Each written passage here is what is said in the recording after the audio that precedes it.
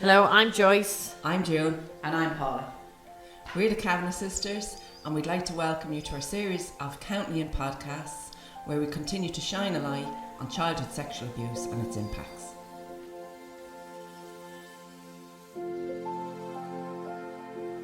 I think this is one area where our differences are really highlighted, because although all throughout our experiences, our storytelling of our past, how it impacted us is never so obviously different as when we talk about the trauma, the impact of the trauma, the complex PTSD.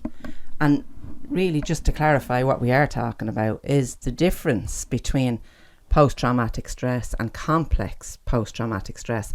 And that's fundamentally the length of time that the trauma goes on for. The post-traumatic stress is exposure to a traumatic event, even if it's extended, like a war, but it's a single event in your life. Whereas complex post-traumatic is the ongoing and consistent trauma, like living through it. And specifically as a child, in our case, you know, it's how did you cope with the day-to-day trauma, that constant fight or flight. It's called complex for a very good reason, and it's so complex it can be difficult to capture in a conversation, and because it involves our entire childhood, how we developed, how we grew, how we thought, our behaviours and our opinions all developed out of our abuser being our main, you know, the centre of our world really. He was our main caregiver. And he was the one that instilled in us all of our thoughts and beliefs and our behaviours, because they all had to conform to what he was happy with. And so we became the people that he needed and wanted us to be. And there was nobody to step in and break that.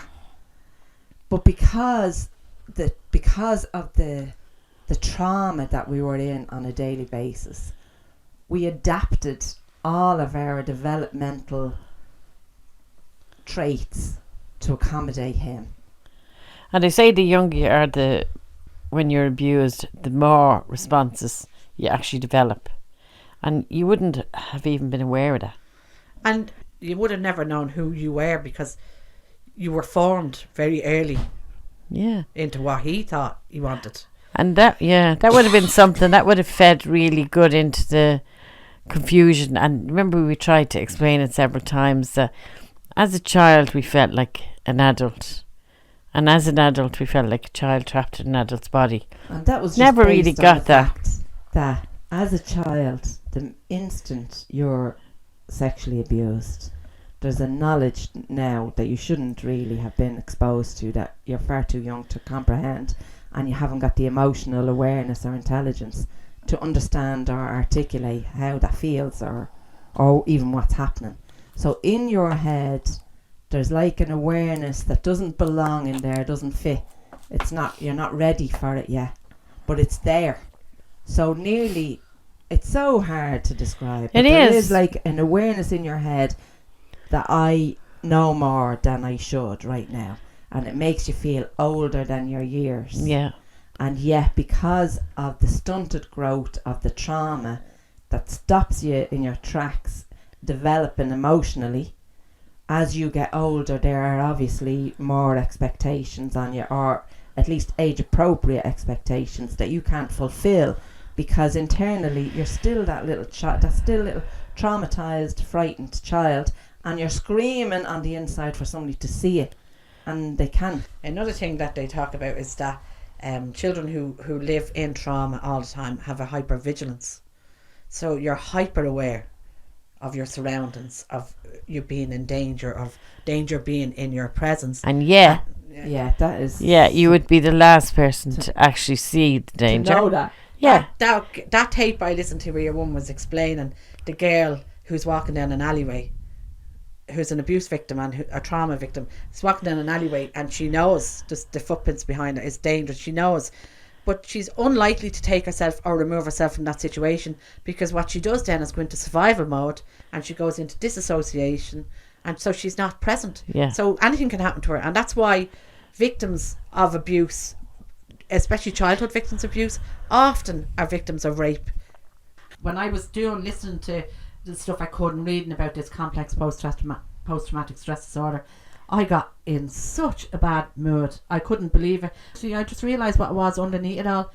It's the devastation of how, as a child, were you supposed to live?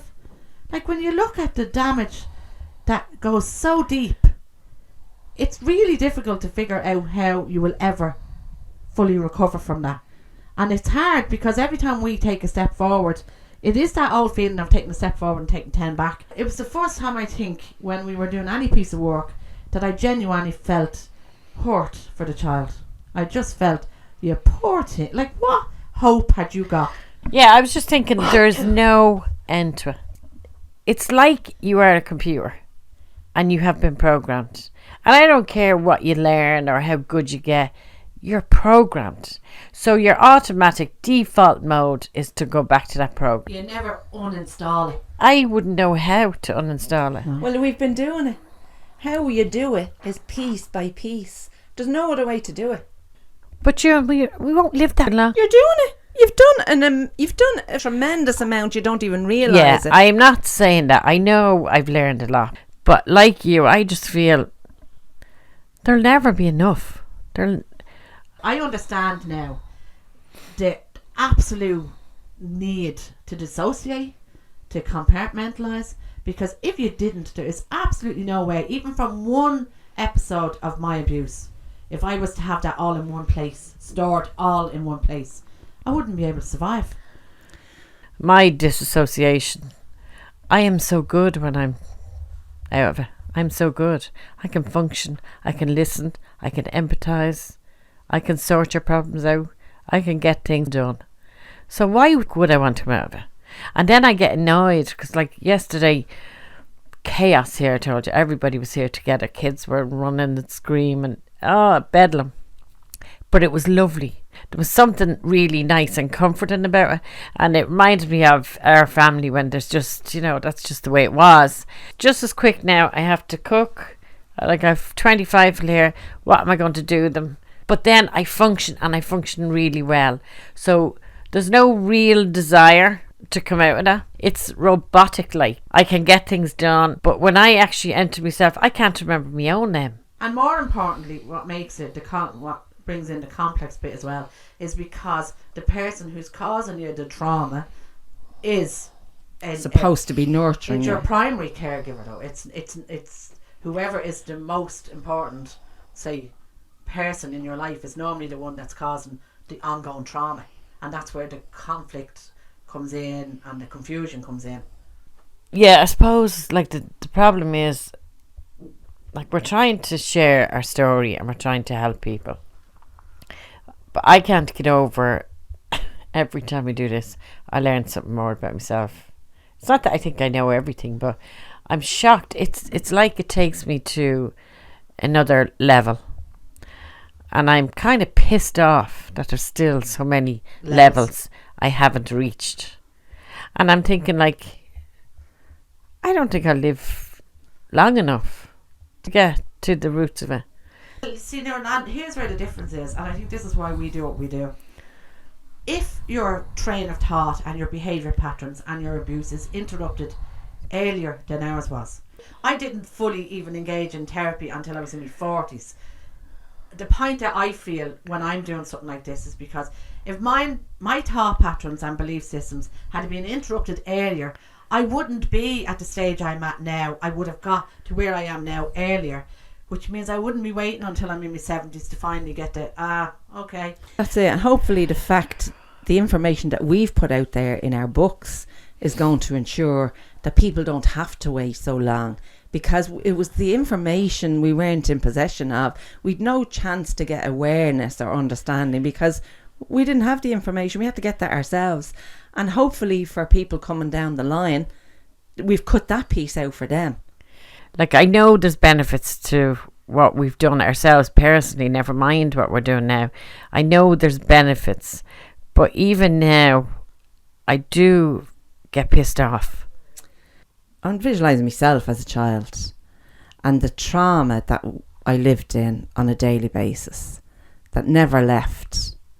My biggest issue is, like, it is like slavery. It is like being in a prison of sorts. And then when it ends, like when you're a teenager and it ends, your prison is just expanded. You've just got a bigger prison. You're not free. You know, the villain might be gone out of the story, but you're still conditioned now. And now you've got to navigate in a world where internally nothing has changed for you. You've now become this frightened person. You're left to undo all of that damage. I remember thinking when we first start dealing with my abuse as a child was much easier for me than dealing with my abuse as a teenager. Because as much as a child takes responsibility for everything, and I understand that because I know I did it, but as a teenager it was really more difficult because you expect more from when you're older. How hard we are on ourselves, but we are a lot harder on ourselves as we got older. Yeah. We had the capacity to think the child was a victim, but the older you got, we got less and less forgiving of ourselves, and the hatred grew as well. It's difficult for you to understand, but I remember we were giving a talk somewhere and this woman was saying to me, don't be ridiculous, like you were 16 and it wouldn't dawn on you to get out. I was playing beds and on a swing and a slide in the playground when I was 17, like, but my mind was much younger. I wouldn't have been able for an adult world. Like, I couldn't hang around with the girls from my school and my class. I hung around with you. And I'm 5 years younger than you, and although it doesn't matter now, when we were kids, like 5 year gap with children is a big gap. Yeah. You know, I remember the girls in school used to ask me questions that made me uncomfortable, and they wouldn't have been asking anything about abuse now. Just normal things like periods and boyfriends, and I was mortified because I couldn't be one of them. It suited me better to clock out altogether and just get back to my norm, which was like, in a way, it's hypocrisy, but it was liked as a safety thing, staying at home, even though the home is where we were abused all the time. Standing far away, you can say, why would any child choose to prefer the home where they're being abused to being out of that environment entirely? But when we understood our coping mechanisms, and how much energy, all of our energy it took just to survive, we'd no room for anything else, then you kind of go, yeah, why wouldn't you want to be at home? Everything else was terrifying. Yeah. He didn't hit us, do you know? He wasn't violent. He never had to. And that's the point. With that Stockholm syndrome, you just have to believe the threat. And no matter what he said, I believed he was capable of doing it. In terms of Stockholm syndrome, the one thing it does do, it gives you an understanding why victims of abuse have conflicted emotions towards their abuser. It's a coping mechanism again, and it's a survival technique whereby you align yourself with the abuser in the hopes they won't hurt you so much. Well, it is. It's one, like you're buried in trauma. It's all you know. And you know there's no escape. You can't get out of this, right? So you're absolutely powerless. You have to be obedient. And the more obedient you are, the better chance for your survival. And I'm sure when he said he was going to kill you, he didn't literally mean that. But he never had to hit me now. And he did hit me, but he never had to. He only had to threaten me. And I absolutely firmly believed he'll kill me. And absolutely, I'll never survive it. We all learned very early that the crying and the begging him to stop, and specifically when he was on top of you and you couldn't breathe and you're asking him to stop and you're crying your eyes out, you learned really quickly that got you nowhere. Made things worse. We learned to survive, and we learned all the things we required. He owned us. He could do what he liked to us, and we knew that. What and did yet you do? The conflict that you both talk about a lot is that not wanting to see him as a monster and seeing some good in him. But I do remember being able to separate the two. I don't think we experienced the same man, all three of us. I never heard him saying things like, I'm sorry. No, neither did I, but I do remember him sitting down having conversations with me. But I felt privileged to be part of a conversation that I didn't understand. And I do remember he used to come into me and Dave at about 12 o'clock at night to go for a walk around the block. It seems madness, but I lived for that because it was the only time in my life I actually experienced him not being disgusting towards. That's what Stockholm says as well, that when he is nice, you misinterpret that he loves you. Polly, you would have never admitted that you loved him. And Oh, I know. You would have never. Like, I think I loved him, and I think I hated him. I think there was many times I wished him dead. Now, I wouldn't have went to knock him down in the car like you, but like, I wished he'd stop. I think most children that are being abused don't want to break up the family. They don't want him punished. They just wanted to stop. I just really think it's amazing that we survived it all. But then having all the beliefs that there's something wrong with you, you're carrying all the shame and the weight of that, and not understanding what you're ashamed of, and this constant fear of being caught or being caught out, that if people really knew me, like, that was dreadful, and that was constant. But we would have had no understanding of what the fuck that was about. It was almost like you're walking around constantly feeling guilty and fear of being caught. And yeah, when you looked around, there was no reason for you to be caught. There was no reason for you to be guilty. It didn't make sense, but it really, really messed with your head. You were less likely to ever get out of that situation was the fact that he was the employer as well as the father. And if he had his way, you would have never gone out in society ever. You would have stayed in that house where he controlled everything. Get it? I got a job outside the house one time, but he did his utmost to make sure that I didn't stick that. I didn't care. I went to work, and I would have been scared shitless in that job. He thought by pushing me out early one morning to go out and look for a job, which nearly, you can imagine the fucking trauma that caused. But I aligned myself with a neighbour, and we went around knocking on doors. But I did get one. I was traumatised in the place. I was there about 2 weeks. He kept waiting for me to fall flat and come back. But I didn't know I had a choice, stupidly. It was nothing to do with being brave or anything. Yeah. I just stuck it out, and then one day he said, we're after getting an order in, you're going to have to leave that job. And I thought, woo! I had 2 jobs outside of the house. The first job was I got a job down in the shop. But it was the old days where you were supposed to add up stuff when people asked for stuff. I can't add. I think I lasted 2 hours, and your man said, look, this doesn't suit you, go home. The other job I got was you two got me a job in a restaurant as a waitress. So It cost me money to do the job. I made 50 cents. I spilt everything, and I didn't even last one night. So I had lots of reasons to be convinced I was incapable of working outside the house. Everything I did to prove him wrong, I felt always proved him right. He believed we couldn't manage without him. Because there was lots of evidence to prove that we couldn't live without him. We were very aware he never did any work. We did all the work. We weren't. How fucking stupid is that, like? No, it's because we never questioned it. And all we ever were told was his perception of something, and we owned it like it was ours. Yeah. And in another sense, he always seemed to be moving. He's the only one I know that could move that much and do nothing. You see, there are times in our life that I felt we were all on the same hymn sheet, as in we all hated him. The day he was in the factory where he knocked himself out. Well, that was, we were in the factory sewing away. Get electrocuted. Instead of a doorway, there was a hole knocked, a square hole now, but short. You know, you'd have to bend to go in, and it was down a step into the extended part of the factory. So, which was just a big concrete shell, really. And we were sewing away, and I just happened to look through the doorway and saw what appeared to be a lump. I just said, "Ma'am," and she said, "Yeah." I said, "What's that on the ground?" And she looked at her, she said, "That's your father." And we all went into hysterics, and we're going, "Well, should somebody not check it?"